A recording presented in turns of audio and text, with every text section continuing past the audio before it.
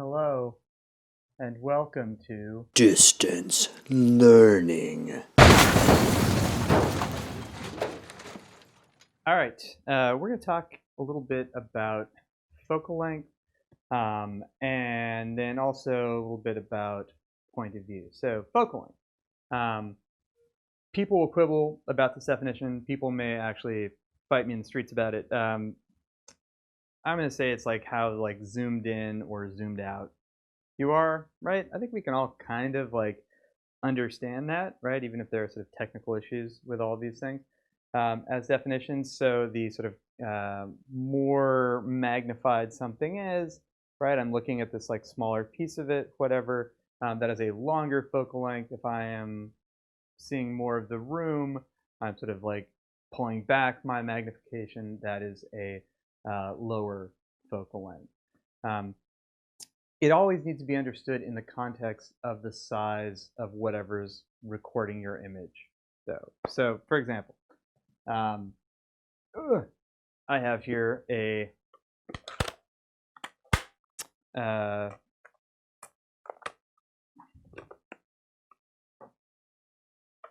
camera, right? This is from when I was a child. No, not true. This is a old-timey 4x5 camera. And if we look at the sensor, like there is no sensor, it's film. Okay, fine. If we look at the area that would be recording the image, right, it is very ginormous, right? That's 4 inches by 5 inches.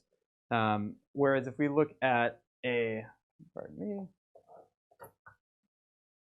35 millimeter camera, right, like yours is, the area that it is going to be recording is so small, I have to hold it up, not trying to flip you off, very small inside of that.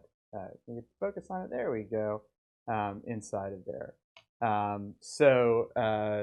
Very small sensor, relatively speaking. I mean, this is the same as probably a little bigger than your DSLRs. Small sensor versus, oh my God, very big sensor. And that's going to have an impact on what a given focal length looks like.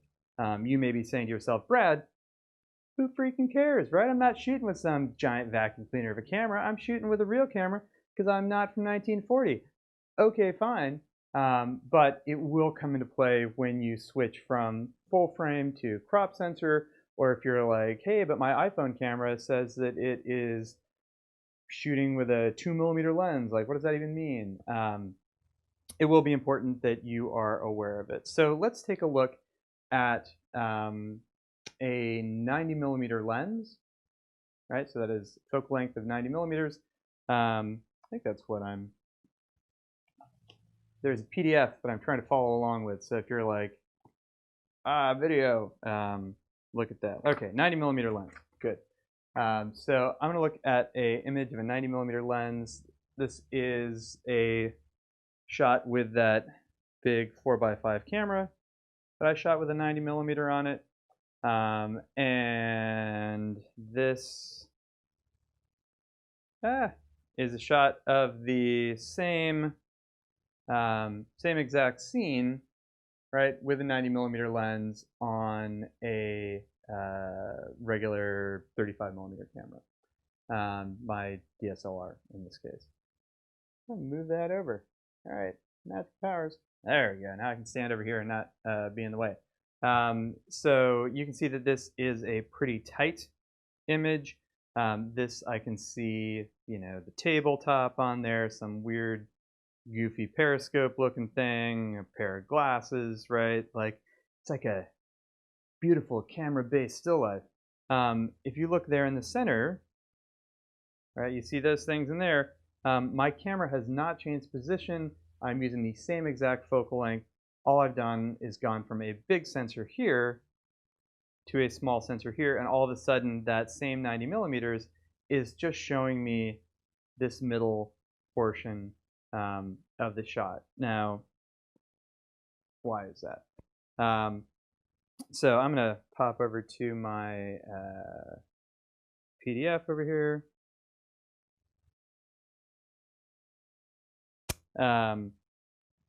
So why is it that, here we can see both of them together, why does that same focal length show me a smaller portion of my image with the smaller sensor? Once we think about it, it actually makes a lot of sense. So what we're doing, right, my focal length is the same, right? It's a 90 millimeter lens in both shots. That has not changed. My camera position, right, where my camera is, has not changed. The only thing that's changed is instead of using this whole area to make an image, I guess technically that whole area to make an image, I'm only using a little tiny portion of it, right? I'm just using a portion of that image that is the size of my DSLR sensor instead of something that is 4 inches by 5 inches. So if I go in and use a smaller piece of it, right? So if I take this overall thing and I just cut out that middle part, you can see right here, it's like I've zoomed in, right? So if I could get a DSLR that had a sensor that was 4 inches by 5 inches, my 90 millimeter lens would give me the exact same image in the camera as my 4 by 5 does. But I don't, right? Because that would be $11 bajillion, right? I have a little tiny rectangle sensor, and that gives me, with that same 90 millimeter lens, same camera position, just that middle portion of the image. This is going to be relevant when you go from, say, a crop sensor to a full frame camera, all that good stuff. So if you were shooting with a full frame camera, raise your hand. I can't see you, haha.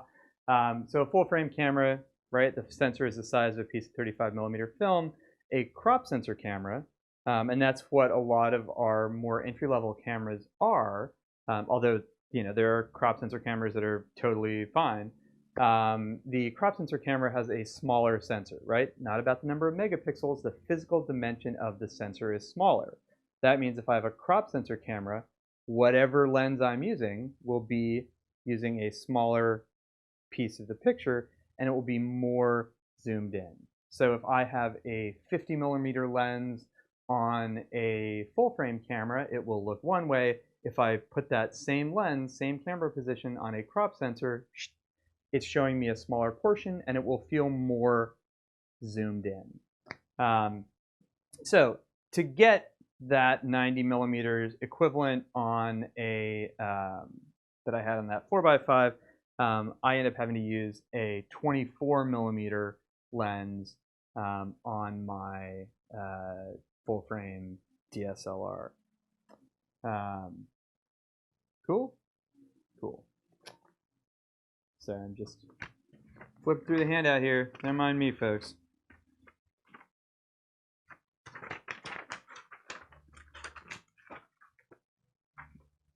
Edit all this shit out.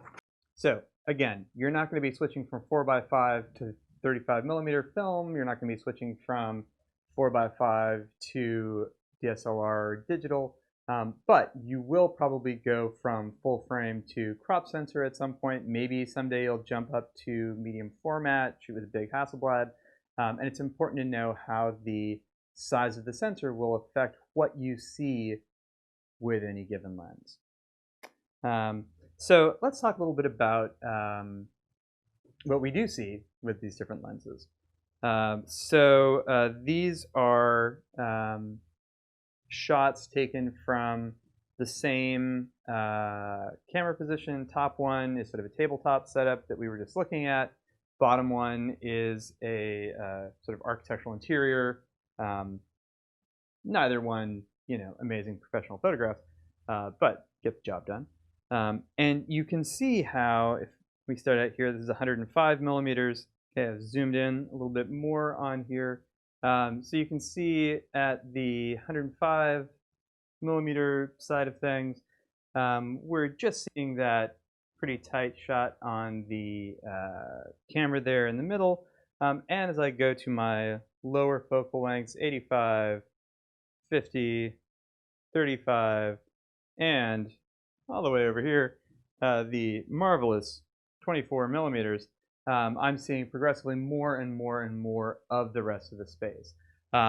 This is why a lot of the times you want to use a longer focal length, because this looks a lot prettier, right? I don't have to look at all the junk in my room that I do when I go to the very wide angle. So if I'm working tabletop, if I'm working product, I probably want to have a longer focal length so that I don't see the rest of the garbage in my studio, right? Because I'm going to have like C-stands coming in, lights coming in, assistants, show cards, all of this stuff. I want to get tighter up on that image so that I don't see the rest of that garbage, right? That may mean backing up a little bit, zooming in, and just sort of like cropping out essentially with my camera, with my focal length, the rest of the crap around it. With architectural interiors, right, it's sort of the opposite. This picture over here, sorry, this picture over here is showing me at 24 millimeters a good idea of how this staircase actually works, right? I'm sort of seeing more of the space, and as I go up to 105 millimeters, I'm only seeing an architectural detail.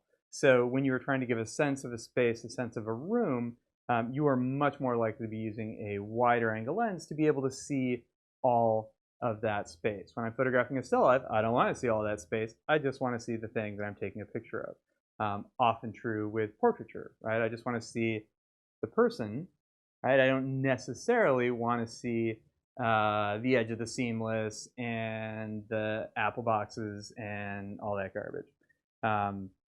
So keeping those things in mind as we look at how focal length affects the field of vision, right? So longer focal length, smaller piece of the room, lower focal length, seeing more of that room.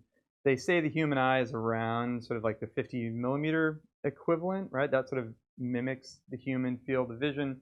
I don't know, you get used to whatever you're shooting, and I think you're able to sort of envision what it's going to look like with a certain focal length. So that was a little bit of introduction into focal length and how it renders space. Now I'm going to take a moment and talk about the difference between zooming in, like by changing focal length, right, going to a longer focal length or a shorter focal length, and actually moving the camera. So stay tuned.